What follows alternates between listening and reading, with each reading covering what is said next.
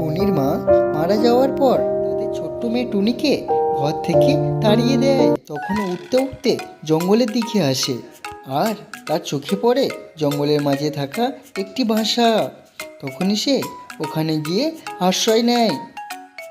এইভাবেই টুনির দিন কাটছিল। হঠাৎ 2 দিন ধরে জঙ্গলে প্রচুর বৃষ্টি হচ্ছিল, তাই টুনির ভাঙাচোরা ঘরটি বৃষ্টির জলে ভেঙে পড়েছিল। টুনির কাছে থাকার মতো দ্বিতীয় কোনো থাকার জায়গা ছিল না, তাই সে জঙ্গলের বাকি পাখিদের বাসাতে যায় আর একটু আশ্রয় ভিক্ষা চায়।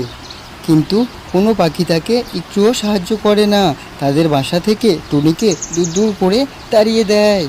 আর এতে টুনি খুব দুঃখ পায়, আর ওই মনের দুঃখে উঠতে উঠতে সে গভীর জঙ্গলের মধ্যে চলে আসে, যেখানে আগে কোনো দিন কোনো পাখি আসেনি। হঠাৎই টুনির চোখে পড়ে একটি গুহা। টুনি আশ্রয় নেওয়ার জন্য উঠতে উঠতে ওই গুহাতে গিয়ে দাঁড়ায়। আর টুনি দেখে ওই গুহাতে প্রচুর ধন সম্পত্তি পড়ে আছে, আর গুহার আশেপাশে কেউ নেই। আর বৃষ্টি থামতেই টুনি ওসব ধন সম্পত্তি নিয়ে ফিরে আসে, আর টুনি অনেক বড় লোক হয়ে যায়।